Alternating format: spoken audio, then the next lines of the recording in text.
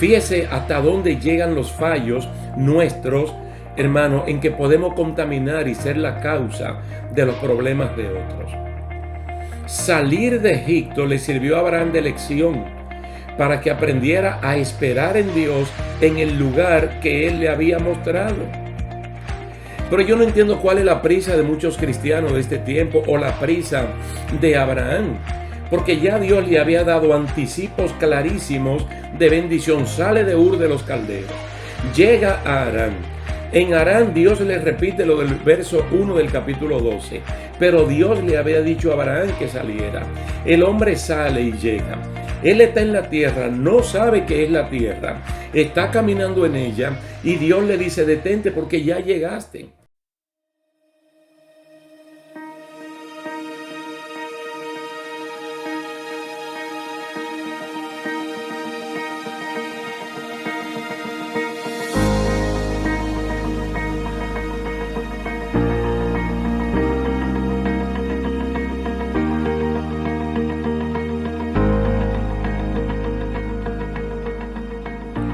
¿Qué tal? Dios les bendiga, mis queridos hermanos. Aquí estamos en una entrega más de esta serie de estudios bíblicos entrenados para vencer.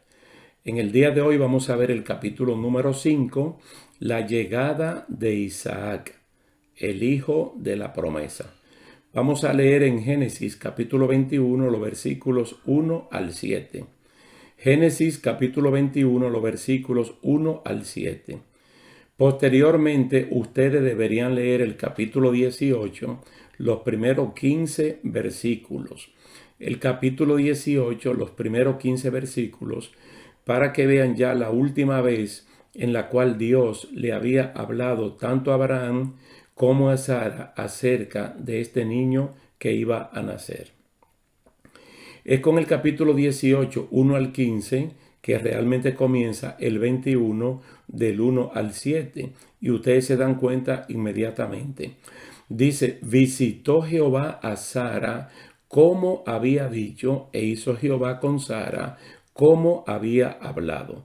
Todo el cumplimiento de este versículo 1 está como promesa en el capítulo 18, versos 1 al 15, que no lo vamos a leer aquí, sino que ustedes lo van a leer posteriormente. Continuamos entonces con el verso 2. Y Sara concibió y dio a luz, y Sara concibió y dio a Abraham un hijo en su vejez, en el tiempo que Dios le había dicho. Y llamó a Abraham el nombre de su hijo que le nació, que le dio a luz Sara, Isaac. Y circuncidó a Abraham a su hijo Isaac de 8 días, como Dios le había mandado. Y era Abraham de 100 años cuando nació Isaac, su hijo. Entonces dijo Sara: Dios me ha hecho reír, y cualquiera que lo oyere se reirá conmigo. Y añadió: ¿quién dijera a Abraham que Sara habría de dar de mamar a hijos? Pues le he dado un hijo en su vejez. Qué lindo. En una ocasión, predicando de este tema, le llamamos un milagro que produjo risa. Porque de verdad todo el capítulo 18, los primeros 15 versículos, cuando Dios estaba hablando con Abraham, dice que Sara estaba en la otra tienda y ella estaba escuchando. Entonces, cuando el ángel le dijo a Abraham que iba a tener un hijo el próximo año, Sara se estaba riendo. Y luego que el ángel le dijo que Sara se rió, ella negó, y ahí hubo un pequeño dime y direte entre el ángel y Sara. Pero realmente ella se rió, y aquí cuando ya nace su hijo, ella lo confirma, que todo el mundo se iba a reír porque es un milagro que produce risa, que una mujer de 90 años de edad entonces pueda tener, primero salir embarazada y luego tener un niño completamente sano y estable. Esta llegada de Isaac se da cuando realmente Abraham y Sara ya no lo esperaban, pues sus posibilidades vitales de engendrar hijos se habían agotado con el paso del tiempo. Sara había perdido incluso el deleite natural de las mujeres, como ella misma lo expresó, y se resignaba con Ismael como hijo de Abraham con Agar, su sierva egipcia. Era como una especie de consuelo, pero los planes de Dios han de cumplirse. Y nosotros, la persona que somos, entrenados por Dios, sabemos el punto de partida y tenemos que estar seguros en el punto de llegada. La llegada de Isaac viene precisamente después de cruzar la frontera de la bendición al creerle a Dios lo que le estaba diciendo y circuncidarse tanto Abraham con 99 años como su hijo Ismael con 13. 99 años tenía Abraham cuando obedeció a Dios con respecto a la señal de la circuncisión. Una especie de señal de creencia que confirma el pacto con Dios. Y al año siguiente, cuando tenía 100 años, nació Isaac, el verdadero y genuino hijo legítimo de la promesa de Dios con Sara, su esposa, y no con Agar. Como Sara se había reído de la promesa de que ella iba a dar a luz un hijo con la edad y la esterilidad que tenía, los vecinos se rieron y se alegraron al saber que Sara había dado a luz a Isaac. Habría que oír los comentarios de ese entonces, en ese momento, con respecto a este nacimiento. Risas más que otras cosas al saber que una mujer de 90 años había dado a luz a un niño sano, normal y fuerte como Isaac. Es decir, la llegada de Isaac no fue solamente de bendición para la familia, sino para el vecindario también. En el pregón de que una mujer de esa edad había dado a luz a un hijo, en contra de todos los pronósticos humanos y en contra de la ciencia humana, hizo que la gente asociara esto con la promesa que Dios le había dado a esta pareja. Pues cuando el hombre le preguntaban por su nombre, él decía: mi nombre es Abraham, padre de muchedumbre, sin tener ningún hijo. Para usted y para mí, incluso en el día de hoy, el nombre de Abraham es un nombre bonito. Pero la palabra Abraham, ese sonido Abraham en hebreo, ellos no lo ven como Abraham, como usted y yo lo vemos ahora, sino padre de muchedumbre. Él lo que decía era: mi nombre es padre de muchedumbre. Entonces la persona quería ver dónde estaba la muchedumbre y no tenía ningún hijo.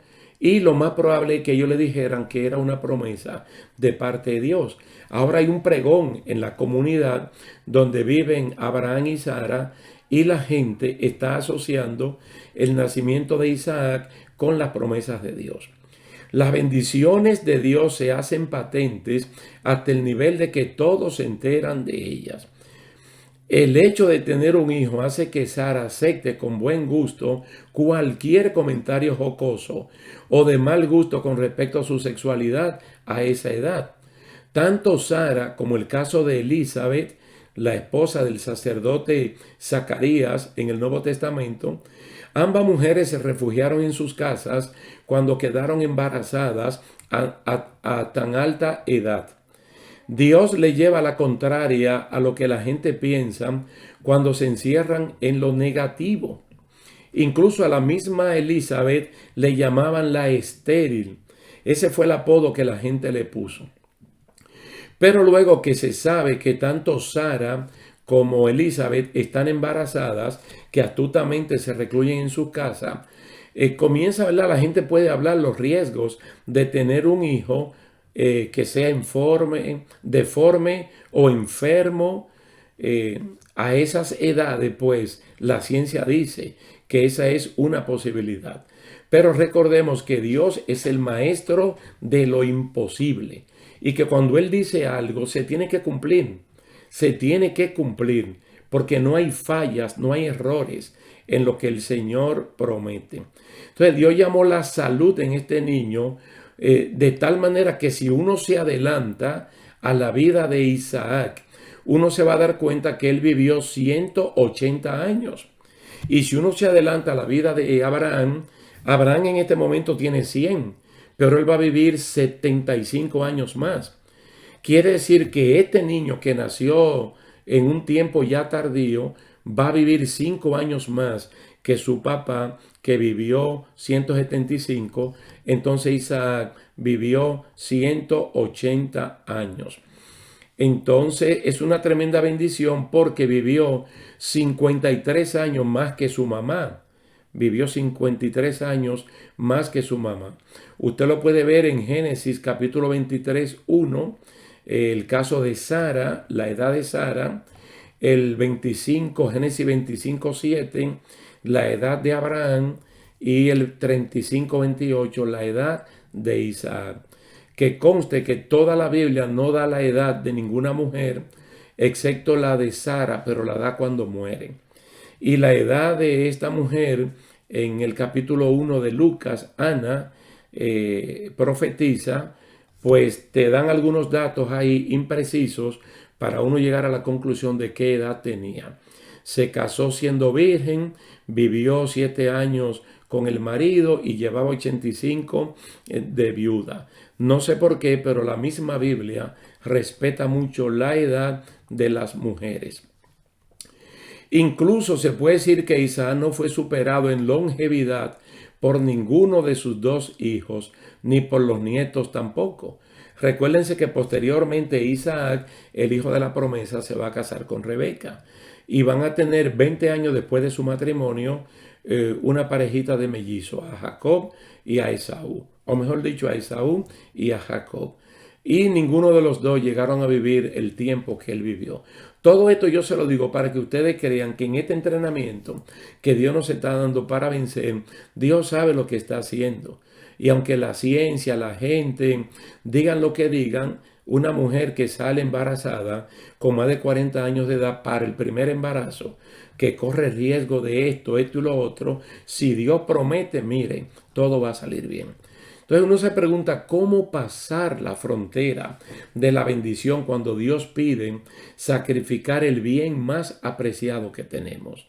Cómo establecer los límites entre aquellos que no entienden los planes de Dios y ubicarlos en su justa posición. Mire, la frontera inicial que hay que sacrificar es renunciar a uno mismo.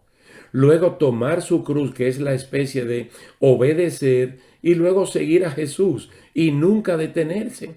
El resto se ubica fácil. Esto lo decimos porque es que después Dios le dice a Abraham que sacrifique a Isaac. Ni siquiera le dice el lugar en que debe hacerlo, por lo que otra vez Abraham se tiene que mover por el instinto de la fe, por la obediencia. Porque él le dice, camina hacia el lugar que yo te voy a mostrar, donde tú vas a sacrificar el bien de mayor precio que tú tienes, que no es Ismael, que no son los animales, sino su hijo Isaac. En varios pasos de fe, Abraham se mueve hasta que Dios le muestra el lugar. Visto el lugar, Abraham separa a los siervos y animales de él y de su hijo. Porque Dios no trató con los asistentes de Abraham. Dios trató con Abraham. Y es un hombre que está bien experimentado en esto. Y ahora que el Señor le dice, cuando ya Isaac tenía cierta edad, que lo sacrifiquen, él no lo pensó dos veces. Y él fue a hacerlo a sabiendas de que sacrificando a Isaac, él volvía con él. Dice, yo hago lo que tú me dices, pero yo sé que tú me lo vas a dar de nuevo. Entonces Abraham separó los siervos de él y de sus hijos, lo deja y él avanza hasta el lugar que Dios le muestra. Entonces, para cruzar la frontera y obtener la bendición de Dios, hay que unirse con las personas que entienden el plan de Dios y que en relación padre e hijo avancen sin mayores comentarios, solamente creyéndole a Dios.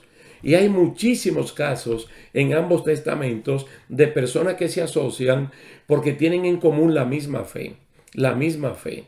Por ejemplo, los siervos no conocen los secretos de su Señor. Y si lo conocen, no lo entienden, pues son siervos. A usted y a mí Jesús nos promovió de esclavos a hijos y nos prometió heredar igual que Él con relación al Padre. También nos prometió que íbamos a estar enterados de todas las cosas del Padre. Quiere decir que Dios nos trata a nosotros de la misma manera como trató a Abraham. Ahora pensemos que en el monte Moriah es que Abraham llega a la cúspide de la fe. Su mayor entrenamiento para triunfar fue ese.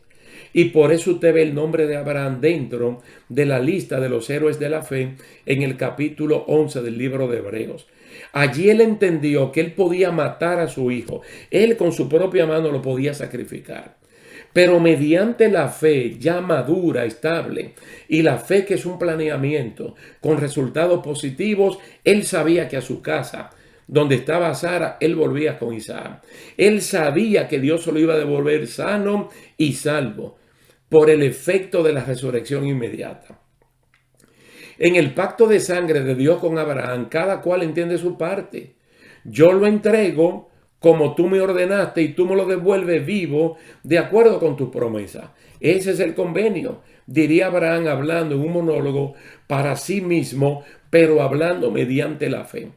Entonces, mientras Abraham tiene su único hijo con Sara y el segundo en orden con respecto a Ismael, Nacor, el hermano de Abraham que se quedó en Harán, que bíblicamente no encontramos que tuviera ninguna promesa de parte de Dios, ya tenía 8 hijos con su legítima esposa Milca y 4 con una concubina llamada Reuma. 12 en total, según dice Génesis 22 al 24. ¿Sabe por qué yo le digo esto? Porque Abraham es el de la promesa, no Nacor. Y en el momento que Abraham tiene su único hijo legítimo, Isaac, y a Ismael 2, ya el que no tiene promesa tiene 12. Como para uno pensar, ¿es mejor seguir el camino de Dios o el camino de los hombres? No, es mejor la bendición de Dios. Una bendición o una alabanza que venga de parte de Dios y no de parte de los hombres. Mire, teniendo Abraham el hijo de la promesa, Dios le pide que lo entregue para sacrificio. Es decir, que lo mate. No es lo mismo pedir uno de varios que pedir al único. Entonces la acción de Abraham definió la forma bíblica de lo que es verdaderamente la adoración a Dios. No es solo alabar el nombre de Dios u orar en el nombre de Jesús. Adorar es obedecer. Es obedecer la palabra que sale de la boca de Dios. Es honrar su palabra. Ese es el nivel más alto de la adoración. Cuando se refiere a dar, el dar se puede hacer como un acto de adoración. Por eso que usted ve que los creyentes de Macedonia y los creyentes de Filipos expresaron la adoración a Dios dando de los bienes que tenían. Vea los paralelos del hombre que vive en la tierra de la promesa y su hermano que se quedó en la tierra de Harán haciendo negocios, que en este momento se llama Padán Harán, campo de Harán. Todo parece que el que se quedó atrás, que el que no tiene promesa de parte de Dios lleva ventajas sobre el que obedeció al llamado de Dios. Pues la prosperidad, según algunos, se mide por los bienes materiales que uno tenga. Tan rápido se multiplicó Nacor que su nieta Rebeca, la hija de Betuel, posteriormente se va a casar con el hijo de Abraham, con Isaac.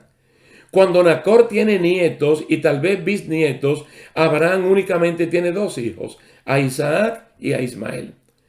Como los años de Abraham se pueden rastrear hasta cierto punto en las narraciones del libro de Génesis, hallamos que las personas que les creen a Dios tienen historia que contarnos, como por ejemplo, esto que ya es repetitivo en esta serie de estudios.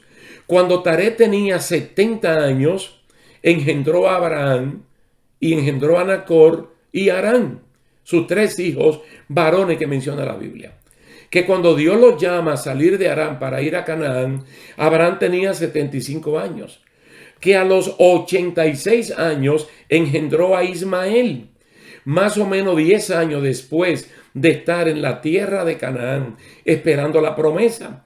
Que a los 99 años se circuncidó y a los 100 años le nació Isaac. Yo le estoy diciendo esto para que ustedes vean que son puntos históricos que hay en la vida de las personas que Dios llama.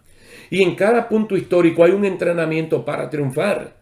Tú sabes el día cuando Dios te llamó, o tú sabes el tiempo en el cual tú fuiste añadido a una familia de la fe, porque naciste de padre y madre cristianos. el día que fuiste bautizado en aguas, el día que aunque naciste en un hogar cristiano, confesaste a Cristo públicamente como Señor y Salvador de tu vida. Entonces hay puntos de referencia y hay lugares que nosotros tenemos, no siempre. Aquellos que no tienen llamado lo tienen. Mire, Abraham teniendo 127 años, cuando él tenía 127 años, se muere el amor de su vida, su esposa Sara, que teniendo Abraham 140 años, se casa su hijo Isaac con su sobrina Rebeca. Y hay consuelo por la muerte de Sara. Teniendo 145 años, muere su padre Taré en tierra de Harán a los 205 años. Muerta Sara y después que Isaac se casa, Abraham tomó para sí otra mujer y procreó 6 hijos más para totalizar 8 con Ismael e Isaac. Abraham murió a la edad de 175 años y fue sepultado por sus hijos Ismael e Isaac en la cueva de Macpela, en la heredad que Abraham compró a los hijos de Et. Entonces, cuando Abraham murió, Isaac tenía 75 años y Esaú y Jacob cada uno tenía 15 años porque eran mellizos. Aquí se completa el trío famoso que se menciona mucho en toda la Biblia, cuando Dios dice que Él es el Dios de Abraham, de Isaac y de Jacob. Pues estando los tres justos vivos, uno con 175, otro con 75 y los otros y Jacob con 15, Dios dice: yo soy el Dios de Abraham, yo soy el Dios de Isaac, yo soy el Dios de Jacob. Pero posteriormente que los tres están muertos, cuando Dios llama a Moisés, no le dice: yo fui el Dios de Abraham, Isaac y Jacob, sino que le dice: yo soy el Dios de ellos. Para probarnos que Dios no es Dios de muertos, sino de vivos.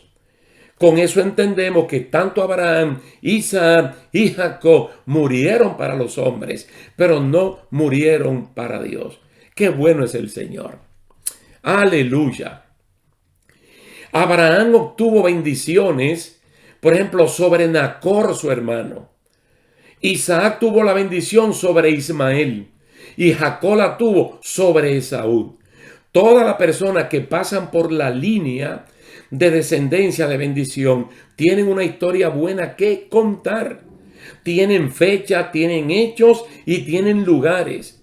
Nosotros mismos, usted y yo, podemos contar el testimonio. Podemos pasar el domingo al frente y contar un testimonio con fecha, con lugar y con hechos. No así los descendientes de Caín. Toda esa gente perecieron en el diluvio. Ni Nacor, ni Ismael, ni Esaú. Es muy poco lo que tienen que contar. Este es uno de los puntos de mayor importancia en aquellos que se perfilan hacia la tierra de la bendición. Abraham pudo ver su simiente inmediata en la persona de su hijo legítimo Isaac, así como la cadena de bendición en su nieto Jacob. Abraham pudo ver también en visión su simiente definitiva y específica, que era Jesús. Aunque Nacor llevara una aparente ventaja prolífica en contra de su hermano Abraham, es en la simiente de Abraham que todas las familias de la tierra serán bendecidas. Es así como la llegada de Isaac viene solo a confirmar las promesas de Dios a Abraham, pues muerto Abraham, estando solo Isaac, Dios le repitió a Isaac las mismas palabras de promesa profética a él, diciéndole: multiplicaré tu descendencia como las estrellas del cielo y daré a tu descendencia todas estas tierras, y todas las naciones de la tierra serán benditas en tu simiente. Génesis 26:4.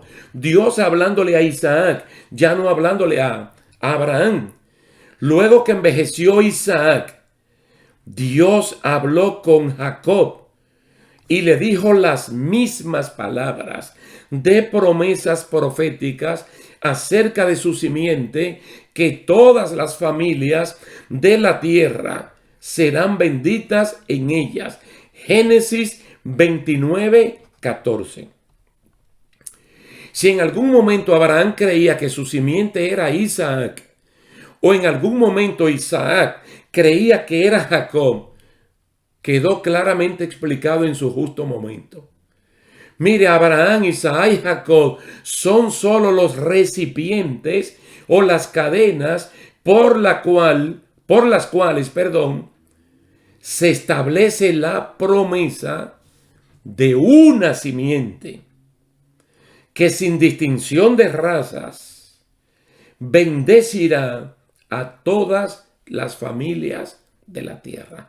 ¿Sabe de quién estamos hablando? De Jesús. De Jesús.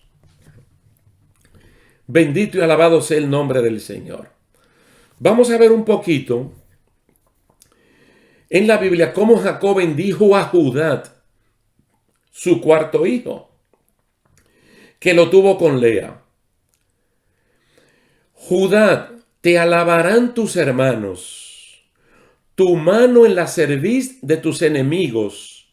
Los hijos de tu padre se inclinarán a ti, cachorro de león, Judá. De la presa subiste, hijo mío. Se encorvó, se echó como león, así como león viejo. ¿Quién lo despertará? No será quitado el cetro de Judá, ni el legislador de entre sus pies, hasta que venga Silo, y a él se congregarán los pueblos. Génesis 49, 8 al 10. Escuche bien. En apariencia, el hijo de la no promesa sale a la delantera, Nacor. Mas, sin embargo, en el tiempo, en el cumplimiento de Dios, venía Isaac.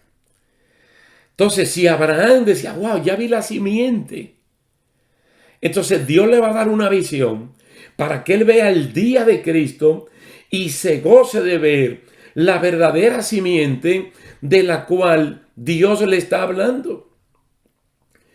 Que no era Isaac, que no era Jacob, sino que esa simiente era Jesucristo. Si regresamos al caso de los patriarcas, llama poderosamente la atención de que Dios haya puesto los nombres de los patriarcas de la fe y de que esos nombres hayan permanecido de ahí en adelante. Por ejemplo, Abraham nunca más fue llamado Abraham. Sara nunca más fue llamada Sarai. Isaac fue su nombre desde antes de nacer, porque la madre se había reído. Jacob es el caso atípico en la sucesión de nombres patriarcales. Dios le cambió el nombre de Jacob, que significa engañador, por el de Israel, que significa el que lucha con Dios. Y aunque permanece el nombre para la nación de Israel, sigue firme el nombre personal de Jacob. ¿A qué se debe esto? ¿Habrá alguna relación de Esaú, que fue llamado Edom y se quedó con su nombre de Esaú? ¿Por qué Jacob se queda con el nombre de Jacob cuando Dios le puso el nombre de Israel? Fíjate que hay cosas en los patriarcas que de verdad no podemos ir más allá de las escrituras, pero llaman poderosamente la atención de que Dios le cambie el nombre por Israel.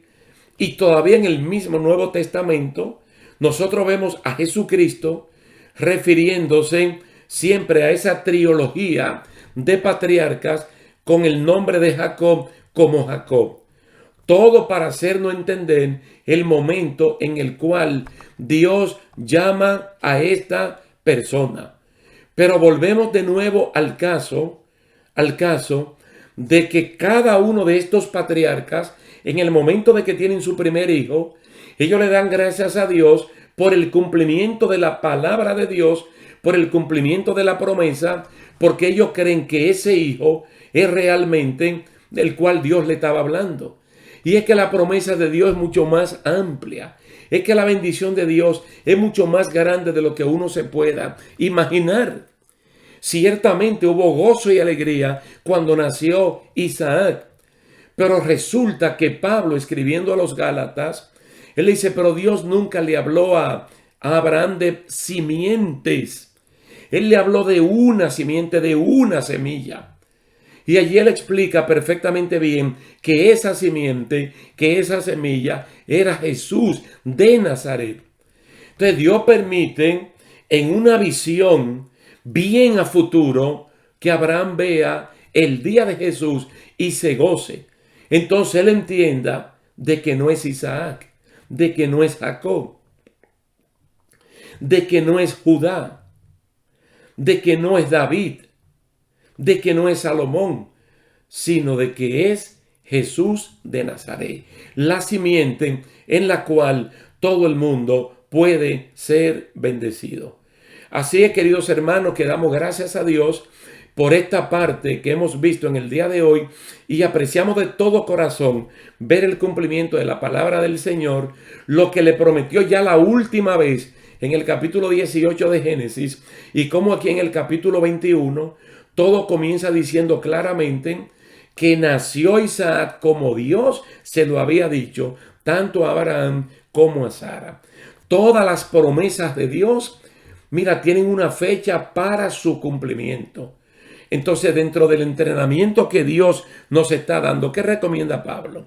Que si nosotros hemos sido heraldo, si hemos sido técnicos, si hemos ayudado a otros en este caminar, que nosotros nos preocupemos para que en el día de mañana nosotros no seamos desechados, sino que continuemos, porque el que comenzó la obra en nosotros, Él la terminará. Así es que damos gracias a Dios por esta oportunidad, a ustedes también, por su tiempo que han dispuesto, y esperamos vernos en la próxima ocasión. Dios le bendiga mucho y hasta la próxima. Especialmente a los matrimonios, a los que estamos casados, a los que vivimos bajo el pacto del matrimonio. Primeramente vemos a Isaac orando por su esposa. Ahora que la esposa está embarazada y tiene malestares que son casi anormales lo que le están pasando a ella, ¿qué ella hace? Va en oración, busca respuesta de parte de Dios, el cual le contestó de inmediato y le dijo que el problema en su vientre no eran malestares normales, sino que ella estaba embarazada de mellizos, gemelos, que eran dos niños que estaban allí y ya estaban peleando, dando a entender que en el futuro de ambos descendientes iban a haber naciones que iban a tener problemas. Esto lo podemos leer aquí en Génesis 25, 22 y 23.